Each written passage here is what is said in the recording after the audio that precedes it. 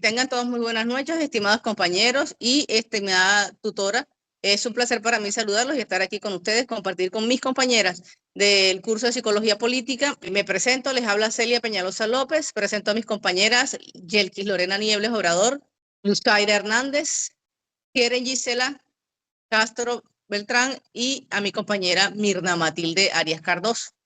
Pues en el desarrollo de esta actividad, la pregunta que nos atrae a nosotros y en este momento vamos a desarrollar es de qué manera el análisis crítico del discurso contribuyó a mostrar elementos ideológicos políticos dominantes en los discursos de los participantes de una organización comunitaria.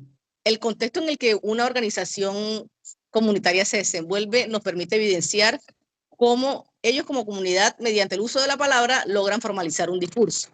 Algunos pues sin formación académica, pero nos deja claro que tener uso de palabra es de talento. Debemos perfeccionarlo a medida de que nos vamos formando académicamente, ¿cierto? Mediante la palabra logramos formalizar discursos y un discurso consta de elementos que se detienen a pensar en hacia qué inclinación política y hacia qué ideologías nos está llevando nuestro líder, ¿cierto? Que es el que normalmente en una organización política toma la palabra. Los líderes son los encargados de organizar y de dividirse los cargos dentro de la comunidad.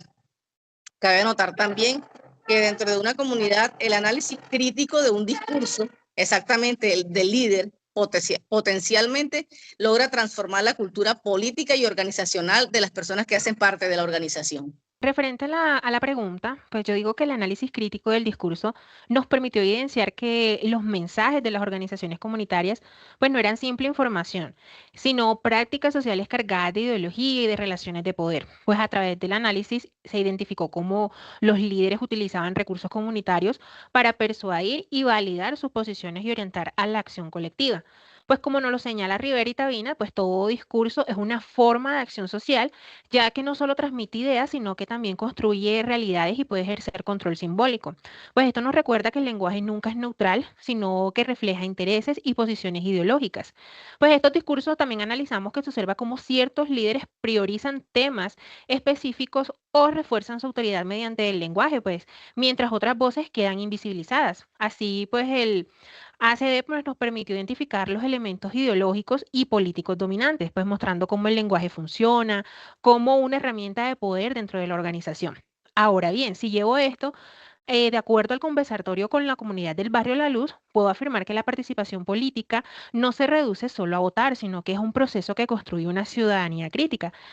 Puedo mencionar pues los patrones, pues que votar por costumbre o clientelismo frente al voto de opinión, mientras es un fundamento, argumentos y valores, también las relaciones de poder, pues los partidos y líderes influyen en las decisiones mientras la ciudadanía busca espacios de control social y transparencia.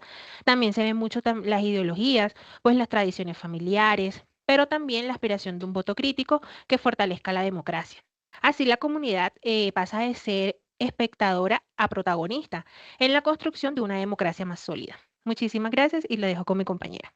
Partiendo de la misma pregunta, en la socialización que tuve en la comunidad partimos dando apertura en que el discurso es una herramienta de persuasión y de cómo ellos lo emplean para persuadir a la comunidad al momento de hacer un voto crítico. En la narrativa se puede observar elementos en la parte ideológica donde predomina una visión colectiva y moral del voto, donde la decisión electoral se asocia al beneficio común y al bienestar y al bien del país. En la interpretación crítica de este diálogo se puede interpretar que hay una ideología comunitaria y ética que valora la responsabilidad ciudadana y la solidaridad como pilares de la democracia.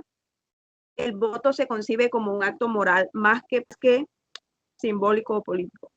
En el aspecto de los elementos observados en la parte de la política, se promueven en la narrativa de ellos la idea de encarrilar al votante y persuadirlo hacia la mejor propuesta.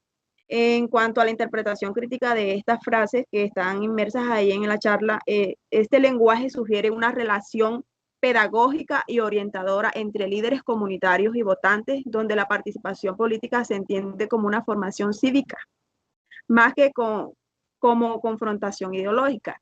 La discursiva de ellos usaron frases como, o términos como conciencia, beneficio, análisis, comunidad. La comprensión de estas frases consideró que el discurso se construye desde la racionalidad y la ética, buscando legitimizar la participación política como ejercicio reflexivo y responsable. Bueno, muchas gracias. Para reforzar un poco la respuesta de mis compañeras, y enfatizo mucho y concuerdo con ellas que el análisis crítico del discurso, bueno, primero que todo debemos decir que cada quien opina desde sus vivencias y desde sus carencias, ¿cierto? Pues para mí esto me permitió evidenciar que los discursos de los participantes de la organización comunitaria no eran neutros, o sea, no se enfocaban en una sola cosa, sino que estaban cargados de elementos ideológicos y elementos políticos, ya que me permitieron ir más allá de lo que los participantes decían explícitamente y examinar cómo lo decían, desde qué posición lo decía y con qué intenciones lo decían, ¿cierto? A través de ese enfoque fue posible identificar cómo, mediante el uso del lenguaje, los actores expresaban creencias, expresaban valores, opiniones, que reflejaban los intereses, que reflejaban, perdón, intereses particulares y cómo se relacionaban con las relaciones de poder. Además, el análisis crítico me permitió reconocer estrategias discursivas como la persuasión, la legitimización de ciertas posturas y de otras también que proponían lo contrario, así como la construcción de identidades colectivas, como por ejemplo el nosotros frente a ellos. ¿Sí me entienden? Mi opinión frente a la de ellos, a veces no concordamos, a veces sí. Y eso es lo que hace también que sea fundamental el derecho, ¿cierto?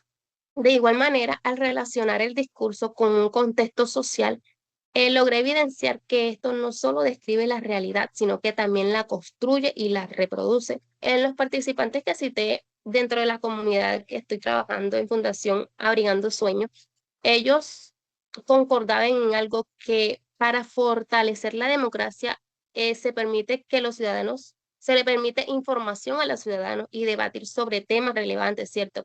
Al exigir transparencia, al exigir, por ejemplo, rendición de cuentas, eso genera confianza dentro de las instituciones, lo que resulta en una democracia más representativa y efectiva. Gracias, compañeras.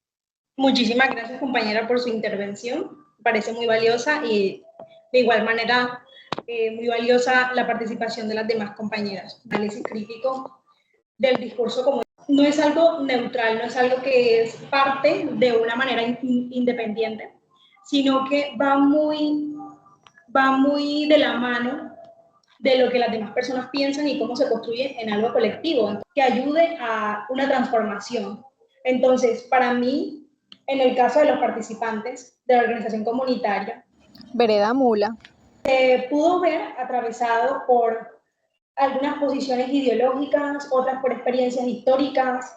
Cada quien habló un poco acerca de lo que para ellos el voto crítico significa transparencia, verdad, cosa que muy poco se da actualmente en lo que es la política. Uno le pregunta a una persona para él qué es política y dice pues que es corrupción, es lo primero que se les viene a la cabeza.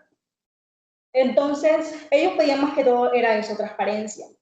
Y esas relaciones de poder que se veían, se identificó que el lenguaje que utilizan este tipo de personas es más que todo para manipulación. Los ciudadanos se encuentran muy a la expectativa del qué van a proponer, del qué van a decir, si es verdad, si lo van a cumplir. Entonces, siempre está esa carencia de confianza. Y por eso, la manera de interpretar la realidad es muy diferente para todos. Un ejemplo claro de eso en los discursos que se puede reconocer son elementos como las palabras en sí que utilizan las personas para referirse al Estado, a los líderes políticos, a la comunidad, lo que se refleja en niveles de confianza o desconfianza, como les decía. Entonces, habían unas narrativas muy recurrentes como el abandono estatal, la lucha del territorio, la necesidad de organización, la necesidad que tienen estas entidades de poder y la forma de posesionarse, ya sea con víctimas, con líderes, con actores de cambio, lo cual evidencia una entidad como sujeto político. Entonces, este análisis nos permitió, y me permitió particularmente, identificar discursos dominantes, como aquellos que normalizan lo que es la exclusión y lo que es la desigualdad. algo que está muy arraigado tristemente en este siglo. Pero también me permitió ver discursos alternativos y de resistencia, donde la comunidad cuestiona ese tipo de comportamientos y esas condiciones en las que se ven enfrentados todos los días y propone transformaciones, propone ser más transparente, propone ser mejor. En este sentido, el análisis crítico del discurso no solo va a servir para entender lo que las personas dicen, sino para comprenderlos y así ver cómo se construyen y se producen ideologías dentro de la comunidad como tal y cómo estas van a influir en la participación política, que es lo que buscamos, y en la forma en que las personas actúan frente a esa realidad que están viviendo, mostrando así todos esos discursos dominantes como una forma de resistencia que se utiliza dentro de la comunidad. Muchísimas gracias, chicas, por su atención. Gracias. Gracias, compañera.